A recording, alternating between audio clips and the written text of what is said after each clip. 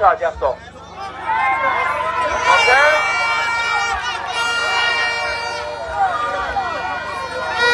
Mr. Right now, I'm the Minister of Work. I'm a member of Parliament.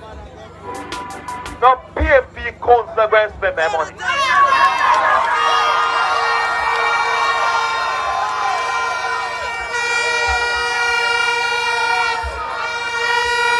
Everald Warmington, identifying himself as the Minister of Works, declares that no PNP councillor will spend his money. Clifford Everald Warmington CD, born 1952, is a Jamaican politician with the Jamaica Labour Party. He has represented the St. Catherine Southwestern constituency in the Parliament of Jamaica since 2002. Career Overview. Warmington was first elected to Parliament in the 2002 elections. In the 2007 elections, he faced off against Dennis Jones of the People's National Party, winning by a sizable 10,488 votes to Jones' 7,244. In February 2011, it came to light that Warmington had been a U.S. citizen at the time of his 2007 nomination, meaning that he was constitutionally ineligible to sit in Parliament. This was part of a widespread scandal in Jamaica involving MPs on both sides of the aisle, including Darrell Vows, Michael Stern, Shahin Robinson, and Gregory Mayer of the JLP and Sharon Hay Webster and Ian Hales of the PNP. Warmington had renounced U.S. citizenship some time after, but in light of the revelations, he submitted his letter of resignation on the 8th of March, 2011, and a by-election for his seat was scheduled for the 4th of April. A truce between the PNP and the JLP meant that Warmington would run unopposed. He quickly ran into controversy soon after his resignation when he told a CVM-TV anchorwoman to go to hell during a live program. The Commonwealth Broadcasting Association and the International Federation of Journalists condemned his outburst, while Jamaican women's groups called on Bruce Golding not to permit Warmington to run in the 4th of April by-election. Despite the controversy, the by-election saw Warmington returned to his seat, though Golding declined to reappoint him State Minister for Water and Housing. Warmington faced a bigger challenge later that year in the general elections in December.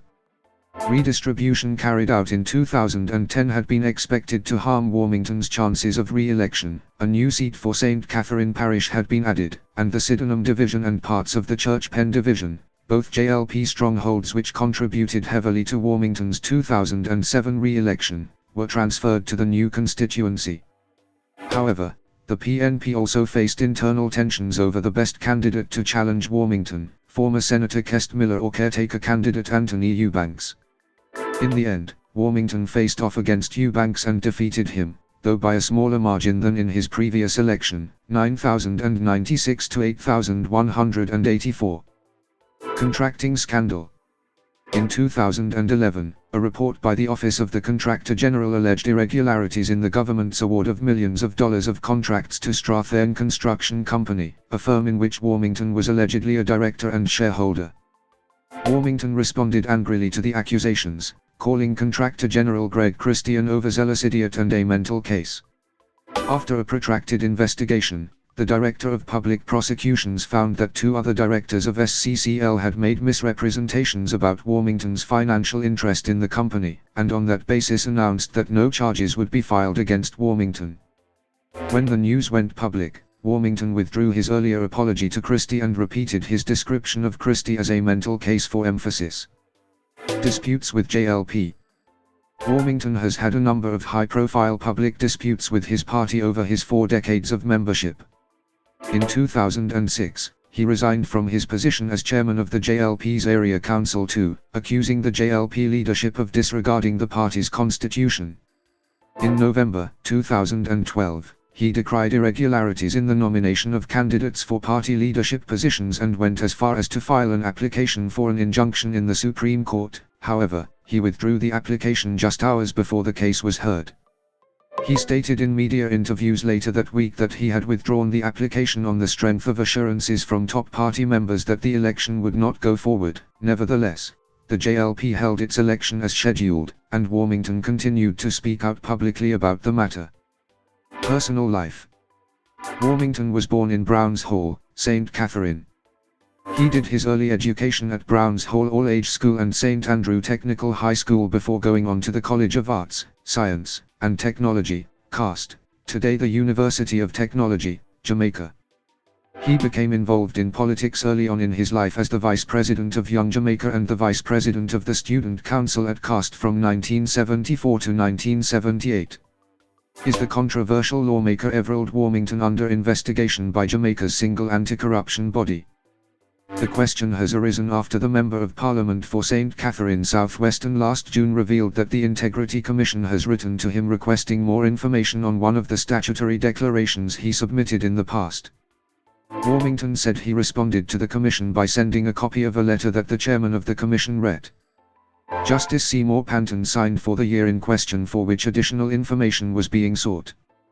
He indicated that the Commission signaled that year that his income, assets and liabilities were in order. However, Warmington complained that despite his response, the Commission wrote to him requesting more information. All I do is just send the letter to them because I not taking that nonsense from any of them, he declared while addressing Labourites at a Jamaica Labour Party Region 2 conference at Riversdale in St. Catherine. Under the Integrity Commission Act, an investigation can be initiated if a person fails, without reasonable cause, to provide any information that the Director of Information and Complaints may require in accordance with the provisions of the law. The Gleaner could not confirm if the reported interactions between Warmington and the Integrity Commission took place as directors and commissioners of the corruption watchdog are gagged under the Integrity Commission Act and could face stringent penalties if they divulge any matter relating to the statutory declaration of public servants, including parliamentarians, or disclose any probe that was underway. Section 56(1) of the Integrity Commission Act states that a person who has an official duty under the law shall deal with as secret and confidential, all information, statutory declarations, and all other matters relating to any matter before the Commission. Warmington has been strident in his calls for sweeping changes to the Integrity Commission Act. The lawmaker sits on the Parliamentary Committee reviewing the Integrity Commission Act, 2017 and is also a member of the Integrity Commission Oversight Committee of Parliament. In what appears to have been an unprecedented move, the Joint Select Committee reviewing the law gave approval for Warmington to make a submission that will be examined and could be accepted for implementation. The St. Catherine Southwestern MP recommended that the Commission's prosecutorial powers be exercised and the power to prosecute be reverted to the Office of the Director of Public Prosecutions. He also wants the Auditor General to be removed from the list of commissioners. Further, Warmington wants to scrap provisions in the current law that allows the anti-corruption body to request information from lawmakers that predates the establishment of the Commission in 2018. Gleaner columnist Peter Espew believes that politicians reviewing the Integrity Commission Act that applies to them constitute a conflict of interest. Even if you are not under investigation, it is still a conflict of interest, he told the Gleaner yesterday. Espew suggested that there should be an independent committee, independent of politicians, reviewing the integrity legislation, not the people that are likely to be prosecuted. That's a conflict of interest. He called for a change in the format of how the Integrity Commission Act was now being reviewed. The Joint Select Committee reviewing the Integrity Commission Act has rejected a proposal from St. Catherine Southwestern Member of Parliament Everald Warmington for the prosecutorial powers vested in the Integrity Commission, IC, through its Director of Corruption Prosecution, DCP, be removed. In a multi-pronged submission last March, Warmington, a member of the Andrew Holness-led cabinet, had argued that with the IC being a committee of Parliament, maintaining prosecutorial powers would have the effect of Parliament setting up its own investigative arm which proceeds to criminally prosecute a special category of persons. He insisted then that this was inconsistent with Jamaica's democracy and constitutional arrangement, where crimes are investigated by the police and prosecuted by the Director of Public Prosecutions, DPP. Warmington had further argued that the provision of the IC Act, which vests prosecutorial powers in the Commission, should be deleted as those powers are constitutionally vested in the DPP under Section 94 of the Constitution. With this his most recent post-election outburst of arrogance towards his fellow Jamaicans, one is left to ponder his involvement in the debacle of an election result last Monday, plus his words have left some residents, even members of his party, saying he and Matthew Samuda has been quietly depriving them of water and using the promise to keep them voting. No PMP consequence with my money.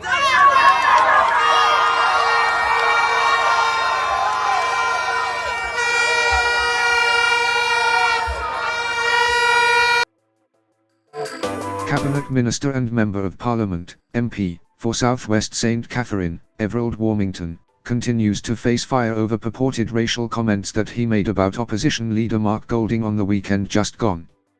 However, the Jamaica Labour Party, JLP, while describing the comments by Warmington as unfortunate, said they do not reflect the inclusive nature of the party, which has a mixture of races among its membership. The comment is a political comment, because I think Mr. Warmington was responding to some comments that were made before, said JLP General Secretary, Dr. Horace Chung, at a party press conference on Thursday. It's such an unfortunate comment, but there is no way there is any ethnic divisions in Jamaica in the political arena, declared Chung, who is also the Deputy Prime Minister. Known for his controversial statements and tongue lashings of opposition colleagues in Parliament and members of the media, Warmington took to the stage of a JLP meeting in Cheesefield, northeast St. Catherine, where he took on issues relative to the racial background of the People's National Party, PNP, president. Where Mark Golding mother and father come from. If he wants to be Prime Minister, go back to England, Ireland, Wales, and Scotland, but him na beat Andrew Michael Holness, Warmington told party supporters. I don't talk about colour and race, but they, the PNP, started it, so let me finish it. DEMC, former Prime Minister Edward Seager born up so, but where fi DEM leader come from? Bakra Master Warmington added.